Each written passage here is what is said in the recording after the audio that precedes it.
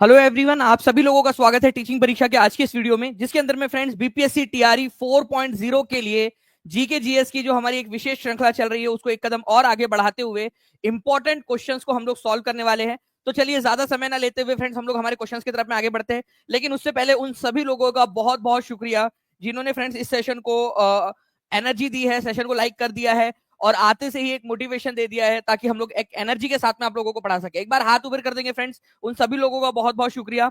और एक बार जहां जहां पर में भी शेयर कर सकते हो शेयर भी कर दीजिए ताकि फ्रेंड्स हम लोग ऐसे ही और ज्यादा एनर्जी के साथ में इस सेशन को कंटिन्यू कर सके। हाथ ऊपर कर देंगे जिन्होंने भी यहाँ पर में अपना अपना योगदान दे दिया है।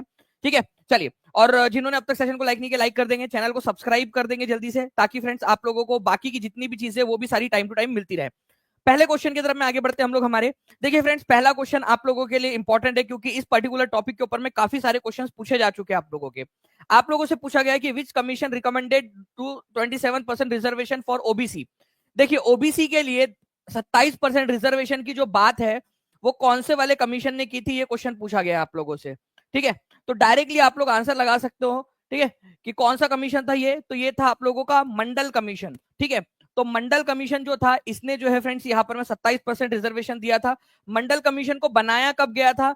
इस कमीशन को बनाया गया था, ठीक है, आप लोगों का 1979 के अंदर में। ठीक है, 1979 के अंदर में ये बना था, ये याद रखना है आप लोगों ने। ओके, इंपॉर्टेंट है। मंडल कमीशन को सेकंड बैकवर्ड क्लास कमीशन भी बोला जाता है, सेकंड बैकवर्ड क्लास कमीशन। ठीक है, क्योंकि ये दूसरे नंबर का था इसी वजह से। ओके, डायरेक्टली ये क्वेश्चन बन सकता है, तो प्लीज इस पर्टिकुलर क्वेश्चन को याद रखिएगा आप सभी लोग। ओके, चलिए। इस आयोग ने अगले ही साल अपनी सिफारिशें जो है फ्रेंड्स वो दे दी थी। ठीक है, इन्होंने अपनी सिफारिशें जो है, सिफारिश जो थी, अपनी रिपोर्ट जो थी वो कब दे दी थी? रिपोर्ट अगले साल दे दी थी उन्होंने, मतलब 1980 के अंदर में। कभी अगर पूछ लिया जाए कि कब दे दी थी रिपोर्ट, तो ये आप लोगों ने याद रखना है कि भाई अपनी रिपोर्ट इन्होंने दे दी थी। ठीक है, चलिए ना फ्रेंड्स, और भी कुछ क्वेश्चन है इसके ऊपर में बेस्ड, वो मैं आगे में कराऊंगा आपको, आगे में उसके क्वेश्चन के साथ साथ में इंफॉर्मेशन देता चलूंगा आप लोगों को। तो मंडल कमीशन बना था, 27% रिजर्वेशन की बात की थी ओबीसी के लिए। ओके, नेक्स्ट क्वेश्चन की तरफ में आगे बढ़ते हैं हम लोग फ्रेंड्स। यहाँ पर में देखिए आप लोगों का इस प्रकार से क्वेश्चन बनता है, ठीक है, कि कितना परसेंट रिजर्वेशन दिया था। ये क्वेश्चन डायरेक्टली एग्जाम वाला क्वेश्चन है जो एग्जाम में आया था। ठीक है, आप खुद ही देख सकते हो यहाँ पर में एग्जाम में आया हुआ क्वेश्चन है ये।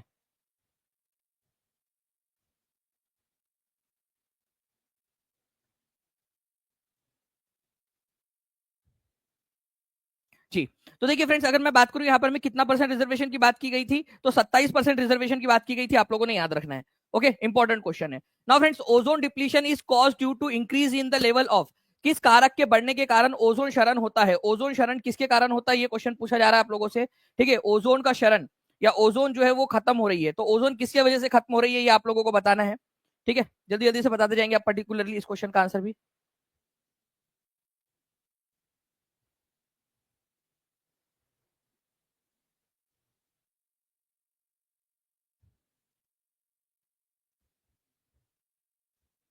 जी, तो देखिए फ्रेंड्स, अगर हम लोग बात करेंगे किस कारण से बढ़ने के कारण ओजोन क्षरण हो रहा है, तो आप लोगों को याद रखना है फ्रेंड्स कि ओजोन की जो परत है, ठीक है, ये हो रही है क्लोरोफ्लोरोकार्बन जो है उसके कारण से। तो क्लोरोफ्लोरोकार्बन क्या करता है आप लोगों का, ठीक है, जो ये ओजोन के O3 जो मॉलिक्यूल्स है इनको तोड़ देता है और इनको तोड़ के ऑक्सीजन में बदल देता है। ठीक है, उसके बाद में जो O2 में बदल देता है।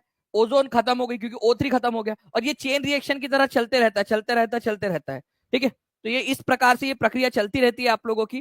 तो ये एक चीज है। इसके अलावा जो है फ्रेंड्स, आप लोगों से मैं एक दो क्वेश्चन पूछ रहा हूँ और आप लोगों को जस्ट आपसे जो है 1 मिनट लूंगा क्योंकि एक थोड़ी सी टेक्निकल प्रॉब्लम आई है। मैं आप लोगों से बस पूछना चाहूंगा, आप लोग मुझे बताइए कि पटना जो यूनिवर्सिटी है इसकी स्थापना कब हुई थी? पटना जो वुमेन्स कॉलेज है इसकी स्थापना कब हुई थी? ये आप लोग बता देंगे मुझे। ठीक है, पटना वुमेन्स कॉलेज की स्थापना कब हुई थी ये बता दीजिए। और पटना कॉलेज की स्थापना कब हुई थी ये भी बता देंगे, पटना कॉलेज की स्थापना। ठीक है, पटना कॉलेज की। ये तीन क्वेश्चन के आंसर जल्दी जल्दी से करिए आप लोग, ये तीनों के तीनों इंपॉर्टेंट है। मैं जस्ट 1 मिनट के लिए आप लोगों को जो है फ्रेंड्स यहाँ पर मैं आप लोग आंसर करते रहिएगा कमेंट के अंदर में। बस बस मैं 1 सेकंड के लिए स्क्रीन जो है बंद करो क्योंकि मुझे एक बार जो पीपीटी है उसको रिस्टार्ट करना पड़ेगा।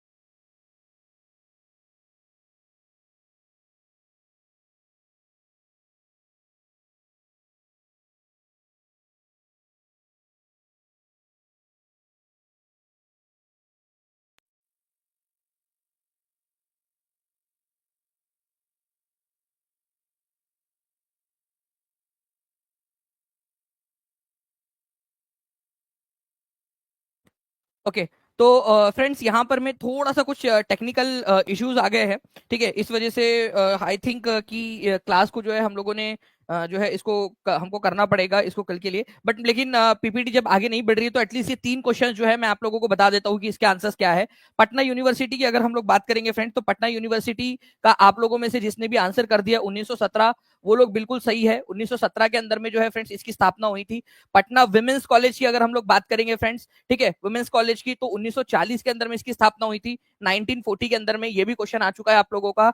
और वही बात करें हम लोग पटना कॉलेज की आप लोगों के, तो पटना कॉलेज की स्थापना हुई थी 1863 के अंदर में, 1863 के अंदर में, 9 जनवरी 1863 को, ठीक है। तो ये आप लोगों ने याद रखना है फ्रेंड्स, ठीक है। तो ये क्वेश्चन आप लोगों के अभी का आप लोग कर लीजिए। मैं जो जो टेक्निकल इशू आया है, पीपीटी जो है वो आगे नहीं जा पा रही है, ठीक है। तो उसको मैं देखता हूँ कि क्या इशू आया है इसका, ठीक है। और हम लोग जो है इसके अंदर में फिर करते हैं हम लोग, ठीक है। चलिए, तो ये तीनों के तीनों आंसर जिसके भी सही हुए हुए वो बता देंगे, और हम लोग जो है इसको फ्रेंड्स हम कंटिन्यू करते हैं आगे में। मैं इसको देखता हूँ कि कितने स्पीड में ये ठीक हो पाता है। अगर ये ठीक हो गया तो मैं सेशन लगा दूंगा एक, अदरवाइज हम लोग कल इसको कंटिन्यू करते हैं। I am extremely sorry for the inconvenience cause to you, ठीक है। बट ये टेक्निकल इश्यूज है, हमारे हाथ में ही नहीं है, ये क्या कर सकते हैं इसको, ठीक है। चलो, thank you very much friends, and I am extremely sorry, thank you very much. हम इसको कंटिन्यू जरूर करेंगे। मैं आपसे प्रॉमिस करता हूँ कि आज के लेक्चर का भरपाई जो है मैं एक बड़ी वाली क्लास लेकर आप लोगों की जरूर करूंगा, ठीक है। मतलब इससे ट्रिपल जो आपको आज मैं पढ़ाने वाला था, इससे ट्रिपल जो है नॉलेज के साथ में आप लोगों को पढ़ाऊंगा मैं। डोंट वरी, टेंशन ना लीजिए आप लोग, ठीक है। Thank you very much for your understanding, thank you.